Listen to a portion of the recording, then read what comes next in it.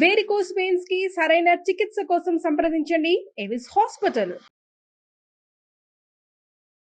భక్తిస్త్వయి స్థిరతరా భగవన్ యది స్యాత్ దైవేన నః ఫలిత దివ్య కిశోరవేషే ముక్తి స్వయం ముకులితాంజలి సేవతే స్మాన్ ధర్మార్థ కామగతయ సమయ ప్రతీక్షా. భగవంతుని యందు బుద్ధి నిలవటం ఎంత కష్టం అండి. ఏదైనా ఒక విషయం మీద బుద్ధి నిలవటమే బహు కష్టం. అయితే ఈ కృష్ణగాథలు వింటుంటే బుద్ధి నిలబడుతుందట.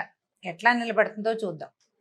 అయితే ఈ కంసుడి దగ్గరికి వచ్చినటువంటి నారదుడు దేవలోకానికి వెళ్ళిపోయి ఇప్పుడు కృష్ణుడి దగ్గరికి బయలుదేరాడు. అక్రూరుడు కృష్ణుడి దగ్గరికి బయలుదేరాడు, రేపల్లెకి బయలుదేరాడు పిల్లల్ని వెంట పెట్టుకుని రావడం కోసం. అయితే నారదుడు కూడా వచ్చాడు. వచ్చి స్వామిని నారదుడు కృష్ణుడిని ప్రార్థిస్తూ చెప్పిన మాటల్ని పోతన గారు బహు చక్కగా చెప్పారండి. పద్యం చెప్పటం లేదు, అర్థమే చెప్తాను చూడండి. ప్రపంచమంతా ఉన్న శక్తివి తండ్రి, నువ్వు సర్వనియామకుడివి. అంటే నువ్వు ఎవడేం చెయ్యాలి అనేది నియమించేది సాక్షాత్ భగవంతుడే. మనం చేసేదంతా మన సొంతం కాదట. కట్టెలలో అగ్ని ఉన్నట్టుగానే ఒక కట్టె ఉంది, ఆ కట్టెలో నిప్పు ఉంది అని చెప్తారు. నిప్పు ఎట్లా ఉంటుందండి? పచ్చి కట్టెలో నిప్పు ఉందంటే ఉంది, కనపడదు మనకది. దానికి నిప్పు అంటించినప్పుడు అందులో ఉన్న అగ్ని బయటపడుతుంది. అదేవిధంగా సమస్త ప్రాణులలోనూ ప్రవేశించి ఎలాంటి వికారాలకు లోను కాకుండా ఏకరూపుడువై విలసిల్లుతున్నావు. ఆత్మజ్యోతి రూపంలో భగవంతుడు ప్రతి శరీరంలోనూ, ప్రతి మానవుడు, ప్రతి జీవి రూపంలోనూ ఉంటాడు. అతను ఏ వికారానికి లోను కాడు. ఆత్మసాక్షిగా ఉండి లోపల మన వెనక లోపల వెలుగుతూ ఉంటాడు, మనతో ఉంటాడు భగవంతుడు.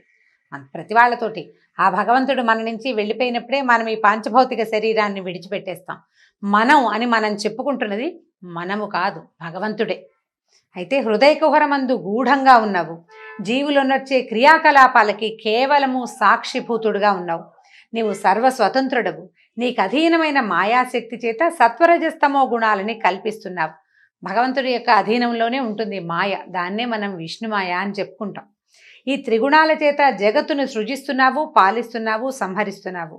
రాజుల ఆకారాలు ధరించి ఉన్న రాక్షసులను నిర్మూలించి ఈ భూమండలాన్ని కాపాడడం కోసం అవతరించావు స్వామి నువ్వు అని చెప్తూ ఏమంటున్నాడంటే, ఇంతకుముందు నువ్వు ఎందరినో సంహరించావు. ఇక ముందు రేపు నాడు జరగబోయేది చెప్తున్నాడు. చాణూరుడు, ముష్టికుడు, గజుడు, కంసుడు, శంఖుడు, కాలయవనుడు, మురుడు, నరకుడు, పౌండ్రకుడు, శిశుపాలుడు, దంతభక్తుడు, సాలుడు మొదలైన వారు నీ చేతిలో మరణిస్తారు. దేవలోకం నుంచి పారిజాత వృక్షాన్ని పెళ్లగించి తెస్తావు. నీ వల్ల నృగునికి శాప విముక్తి కలుగుతుంది. శమంతకమణిని స్వీకరిస్తావు. మృతులైన బ్రాహ్మణ కుమారులను తిరిగి తెచ్చి ఇస్తావు. అర్జునుడికి సారథివై అక్షౌహిణుల సైన్యాన్ని సంహరిస్తావు తండ్రి. తర్వాత వర్ధనశీలుడైన పరమేష్టి కూడా, అంటే మనుషులని పుట్టించే పరమేష్టి కూడా నీవు చేసే పనులు లెక్కించలేకపోతాడు. నీ లీలలు అపారమైనవి, అనంతమైనవి. వాటిని లెక్క పెట్టలేము. మనం లెక్కబెట్టి కొన్ని చెప్పుకుంటాం. లెక్కలేనన్ని లీలలు చేస్తాడు లీలామానుష విగ్రహధారి అయిన కృష్ణుడు. నీ వల్లే సత్వరజస్తమో గుణాలు జనించి వృద్ధి పొంది అణగారిపోతాయి. నీ రూపానికి మేరలేదు. నువ్వు సర్వవ్యాపివి, జయశీలుడవు, సహనశీలివి, పరమేశ్వరుడవు, ప్రమాణరహితుడవు, ప్రపంచ నియామకుడు అయినటువంటి నీకు నమస్కరిస్తానంటూ నారదుడు వేనోళ్ల విష్ణుని, ఈ కృష్ణుడిని పొగిడి సెలవు పుచ్చుకున్నాడట. ఆ తర్వాత ఒక రోజట గోపబాలుడు కృష్ణుడితో కలిసి అడవికి వెళ్ళాట.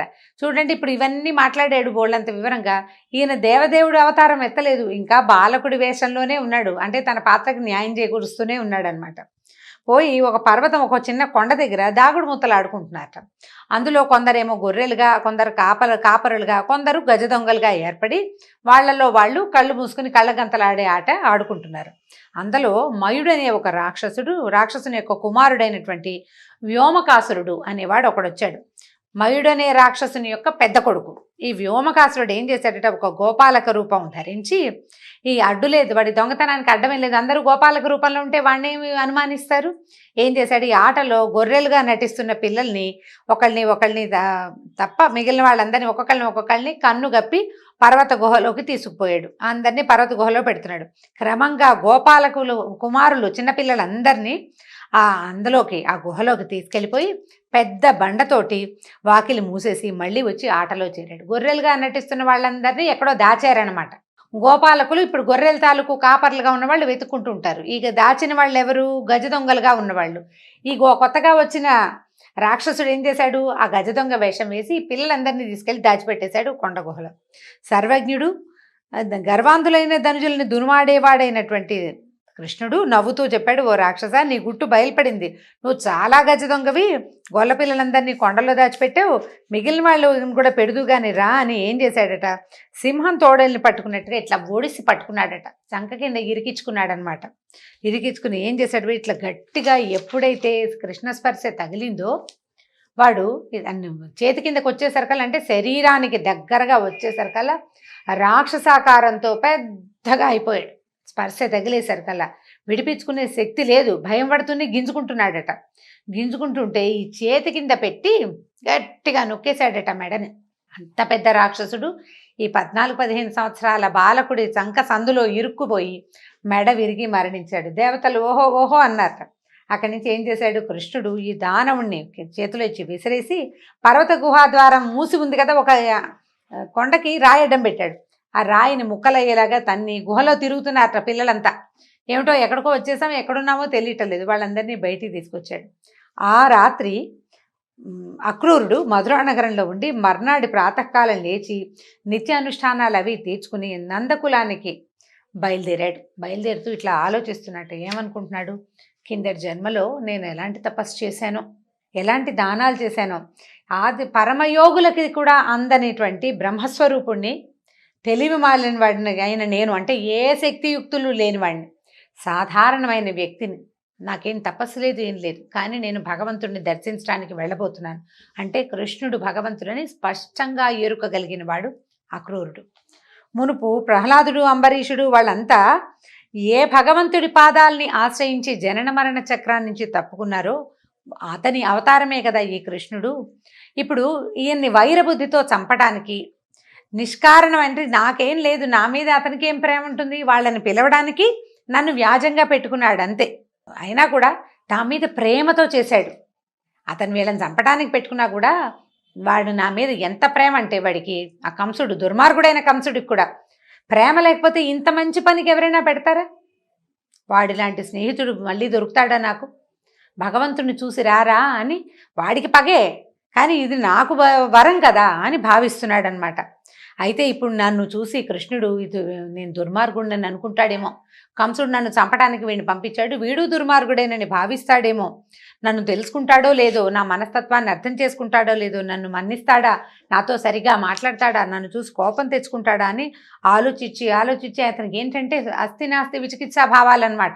భగవంతుడు ఎరుకగలిగిన భగవంతుడు నన్నెందుకు తెలుసుకోడు అని అనిపిస్తోంది ఒకసారి.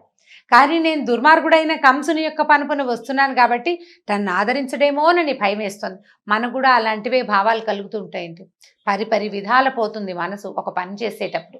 సరిగా చేస్తున్నామో లేదో తెలీదు, అవతల వాళ్ళు ఎలా మన్ని తీసుకుంటారో అర్థం కాదు. ఈ భావాలతో సతమతం అవుతూ ఏం చేస్తున్నాడు, అలా వెళ్తూ ఉంటే ఈ వెళ్ళే దారిలో అడవి మృగాలు, అంటే అతనికి మంచి శకునాలు కనబడుతున్నాయన్నమాట. మంచి జంతువులు ఇతన్ని ప్రదక్షిణంగా అతన్ని దాటుకుని వెళ్తున్నాయట. ఇంకా ఆలోచిస్తుంటే ఊహిస్తున్నాడనమాట, చక్కటి ముంగురులు, సందమామ లాంటి ముఖం, కంజదళాయితాక్షుడైన భగవంతుడిని నేను చూడబోతున్నాను అని చెప్పి ఊహించుకుంటున్నాడు. ఆయన రూపం ఎట్లా ఉంటుంది, కృష్ణుడి రూపాన్ని, అతని నవ్వు ముఖాన్ని ఊహించుకుంటూ నాకు అన్ని శకునాలు మంచివి జరుగుతున్నాయి కాబట్టి బహుశా నన్ను మాధవుడు మన్నిస్తాడేమో అని అనుకుంటూ నేను రాత్రిపూటే వెళ్ళి ఆయన కాళ్ళ మీద పడిపోతాను. అంటే నేను ఎలా దండం పెడతాను, ఎలా హ్యాండిల్ చేస్తాను అన్నీ మనం ఊహిస్తాం. ఏదైనా ప్రోగ్రామ్ చేస్తే ఇలా నుంచోవాలి, ఇలా నడవాలి, ఇలా మాట్లాడాలని ఊహిస్తాం కదా.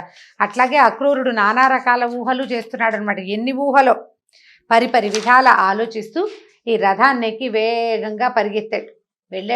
వెళ్తూ ఉంటే ఎలా ఉందంటే అంటే గోకులం, ఇప్పటిదాకా మనం పెద్దగా గోకులం గురించి చెప్పుకోలేదండి. పోతన గారు బ్రహ్మాండంగా రాస్తారు.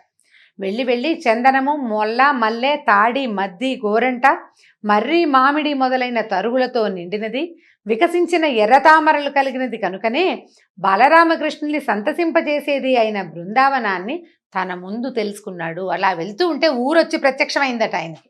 ఊళ్ళోకి వెళ్ళాడని చెప్పటం లేదు కవిగారు, ఆ ఊరు అతనికి కనపడింది. బృందావనంలోకి ప్రవేశించాడు. సాయంకాలం అయ్యేసరికల్లా దూడలు, కోడలు, గేదెలు గుంపులుగా వెళ్తూ మేతకెళ్ళి అక్కడక్కడ పచ్చిక మేస్తూ ఎప్పటికీ రాకపోతే వాటి కోసం వెతకడం కోసం వెళ్ళి కొన్ని రావు ఉండిపోతుంటాయి. ఉండిపోతే వాటిని పిలుస్తూ ఉంటారనమాట. అన్నీ వచ్చినాయి, ఇవి రాలేదని, దూడలు ఉండిపోయినాయని, ఓ గేదె ఉండిపోయిందని.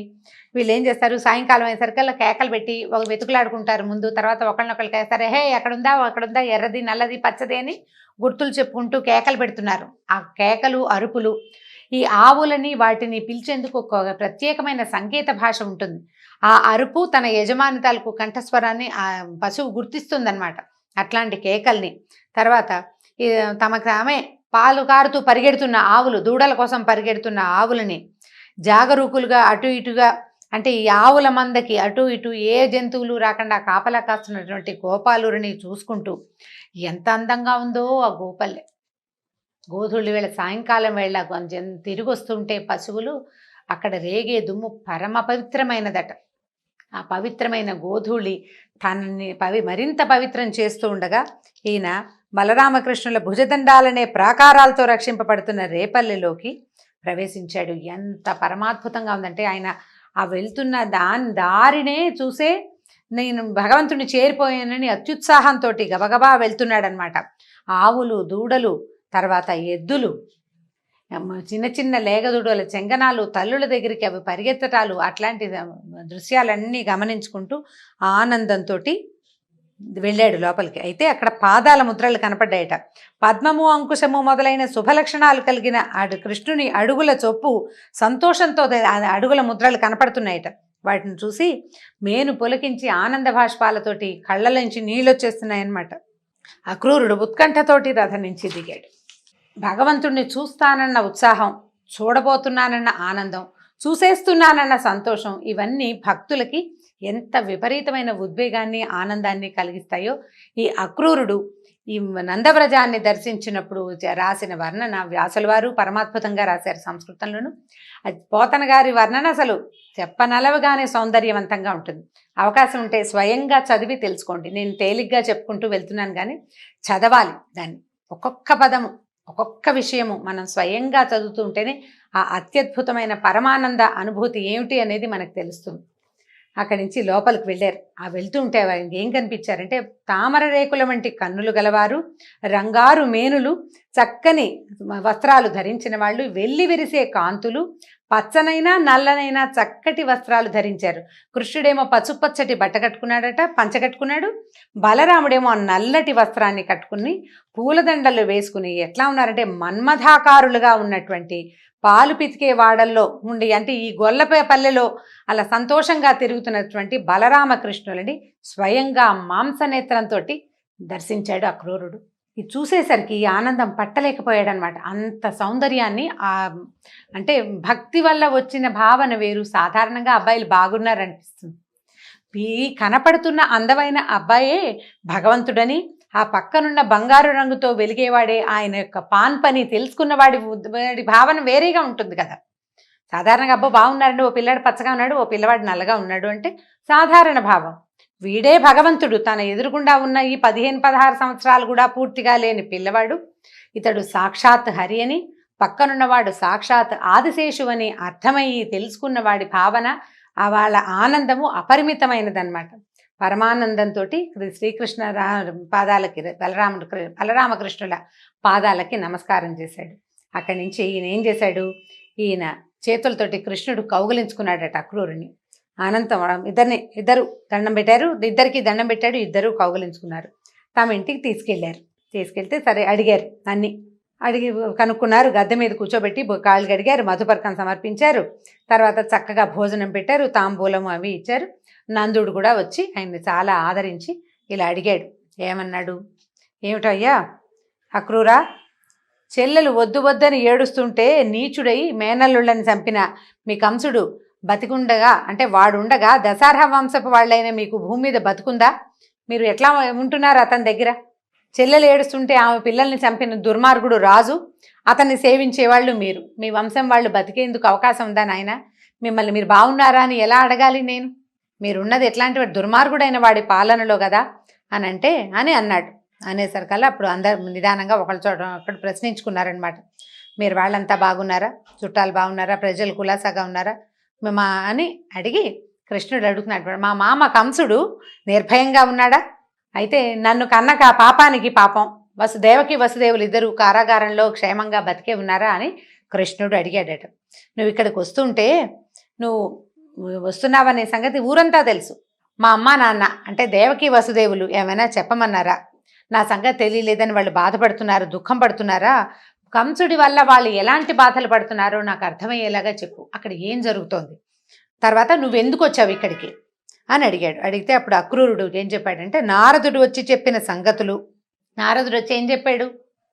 చాలా తేలిగ్గా 4 వాక్యాల్లో నువ్వు చంపబోయిన పిల్ల యశోద కూతురు, దేవకికి పుట్టిన పిల్లవాడు నందవ్రజంలో ఉన్నాడు, వసుదేవుని భార్య అయిన రోహిణి గర్భంలో ఇంకో పిల్లాడు పుట్టాడు, వాళ్ళిద్దరూ అక్కడే ఉన్నారు, నీ మరణం తథ్యమని చెప్పెళ్ళాడు. అది చెప్పాడు. తర్వాత కంసుడికి ఈ యాదవులందరి మీద ఎంత కోపం వచ్చింది, వీళ్ళ వల్లే ఇది ఇలా పిల్లలు తప్పించుకున్నారని కోపం, దేవకి వసుదేవుల్ని చంపుదామనుకున్నాడు. తర్వాత వాళ్ళిద్దరిని ఏమో కారాగారంలో పెట్టించాడు, చెరసాలలో ధనుర్యాగం పేరుతోటి తనని పంపించాడు అని ఈ విషయం అంతా చెప్పాడు. ఇట్లా ఆలోచిస్తున్నాడు. ఈ రకంగా మీకు మృత్యువుని అరేంజ్ చేసి పెట్టాడు అని చెప్పేసరికల్లా రామకృష్ణులు నవ్వారు. ఇద్దరు చుట్టూతా చేరిన నందడికి గొల్ల పెద్దలకి ఇట్లా చెప్పారట. ఏమంటున్నారు? రాజైన కంసుడు ధనుర్యాగం దర్శించడానికి పంపాడు, కబురు పంపించాడు మనకి. ఆ ప్రభువుని చూడ్డానికి వెళ్ళాలి. రాజుగారు కబురు చేస్తే మా ఇంట్లో పెళ్ళి రండి అంటే వెళ్ళొద్దు, మరి మన ఆఫీసర్ పిలిస్తే వెళ్ళవలసిందే, రాజు చెప్తే తప్పకుండా వెళ్ళాలి. కాబట్టి మీ ఇళ్లలో ఉన్నటువంటి పాలు, పెరుగు, నెయ్యి, కట్నాలు, కానుకలు అన్నీ మీ శక్తి అనుసారం అమర్చండి. మొదట బళ్ళని సమాయత్తం చేసుకుందాము, మనమంతా మధురా నగరానికి వెళ్దామన్నాడు. అక్కడి నుంచి అక్రూరుడు ఈ రామకృష్ణులు ఇద్దరిని మధురకి తీసుకెళ్తాడు అని తెలిసేసరికల్లా గోపవనితలంతా కంగారు పడిపోయి భయపడిపోయారు. ఇక చాలా బమ్మో ఇంకేముంది, కుమారులిద్దరినీ తను రథంలో తీసుకెళ్తానని వెనకాల వీళ్ళందరినీ రమ్మని అక్రూరుడు చెప్పాడు. ఎప్పుడైతే అక్రూరుడు వీళ్ళని తీసుకెళ్తాడని అర్థమైందో అక్కడి నుంచి గోపకాంతలంతా కంగారు పడిపోయారమ్మో ఇంకేముంది, అక్కడికి వెళ్తే ఇంకా చాలా ప్రమాదం అని, ఈ పిల్లాన్ని రోజు చూడలేకపోతాం, కృష్ణుణ్ణి, హృదయేశ్వరుడైన శ్రీకృష్ణుణ్ణి నిత్యము దర్శించలేకపోతామని కళవళ పడిపోయినటువంటి గోపవనితలు అందరూ ఫీల్ అయిపోయారు. పైగా ఏమనుకుంటున్నారంటే, ఈయనున్నాడు కదా బ్రహ్మదేవుడికి పని బాట లేదు, ఆయన ఏదో ఒక నలుగురు మనుషులను తయారు చేసి ఊరుకోకుండా ఈ మన కృష్ణుడిని ఇక్కడ ఉండనీయకుండా పిల్లల్ని తిప్పినట్టుగా ఇక్కడి నుంచి అక్కడెక్కడికో తిప్పడానికి ప్రయత్నం చేస్తున్నాడు. ఎవరైనా సరే చెప్పి ఈ పద్ధతులు మాన్పిస్తే బాగుంటుంది, ఇదేమిటి ఇట్లా మళ్ళీ తీసుకెళ్ళిపోతున్నారని వాళ్ళు ఒకే రకంగా దిగులు పడుతున్నారనమాట. ఒకళ్ళు ఏడ్చేస్తున్నారు వెళ్ళొద్దు అని, వెళ్ళకూడదని. కొంతమంది యశోద దగ్గరికి వెళ్ళి చెప్తున్నారు, పిల్లవాడిని పంపించద్దు, కృష్ణుడిని పంపొద్దని. నేను పిల్లవాడని చెప్తున్నాను కానీ వాళ్ళు అట్లా చెప్పట్లేదు, మా హృదయేశ్వరుని పంపించద్దనే చెప్తున్నారు. ఎన్ని విధాలో ప్రయత్నం చేశారు, బతిమలాడారు, అడిగారు, వద్దు నువ్వు వెళ్ళొద్దు అని చెప్పి. అప్పుడు ఏం చెప్పారంటే, సరే వీళ్ళకి కనపడకుండా వెళ్ళిపోయాడట, మళ్ళీ వస్తానని. కొంతమంది అంటే రాత్రిపూట సాయంకాలం అయ్యేసరికల్లా దూతికలకి వీళ్ళు అందరు పిలుస్తున్నారనమాట, వాళ్ళు నేను రమ్మంటున్నారు, వీళ్ళని రమ్మంటున్నారని కృష్ణుడి దగ్గరకు వచ్చి చెప్పే వాళ్ళకి మళ్ళీ వస్తామని చెప్పించాడు, మళ్ళీ కలుద్దామని చెప్పించాడు. ఈ తర్వాత గోపి మళ్ళీ వస్తానని చెప్పి పెరుగు బళ్ళ నిండా కానుకలు, పాలు, పెరుగు, వెన్న, నెయ్యి ఎత్తించుకుని నందుడు మొదలుగా కలిగిన గోపకులు వెంటరాగా అక్రూరుడితోలే రథాన్ని ఎక్కి కృష్ణుడు బలరామ సమేతంగా బయలుదేరాడు. వాళ్ళందరూ బళ్లలో బయలుదేరితే అక్రూరుడు వేసుకొచ్చినటువంటి రథం మీద బలరాముడు మరియు కృష్ణుడు ఎక్కి అతనితోటి పాటు బయలుదేరారు. ఇంకేముంది, గుర్రం బండి వెళ్ళిపోతోందని ఘోష యువతలంతా ఏడుస్తూ నుంచున్నారట. దూరంగా ఆ బండి నడిచినంత దారి గుర్రబండి తాలూకు పైన దిగుతున్న తెల్లని పతాకం, ఆ గుర్రాలు పరిగెడుతుంటే వచ్చే దుమ్ముని చూస్తూ దూరంగా భగవంతుడు తమ నుంచి దూరం అయిపోతున్నాడన్న భావనతోటి అట్లా చూస్తూ ఉండిపోయారనమాట. అయితే వీళ్ళు అలా క్రమంగా యమునా నదిని దర్శించారు. అంటే ఈ ఊరు దాటి వెళ్తున్నారనమాట. కాళిందిని చూసి నదీ జలాన్ని కూడా తాగి తర్వాత అక్కడ మేము ఇక్కడ మళ్ళీ ఎప్పటికీ ఈ నీరు తాగుతాము అన్న భావనతోటి రథం దిగి మంచినీళ్లు తాగి, సరే వేద మంత్రాలు జపిస్తూ ఈయనేమో జపం చేసుకుంటున్నాడు కాళిందిలో, వీళ్ళిద్దరూ మంచినీళ్ళు తాగి రథం ఎక్కి కూర్చున్నారనమాట. తర్వాత ఏం జరిగిందో వచ్చే సంచికలో తెలుసుకుందాం. నమస్కారం.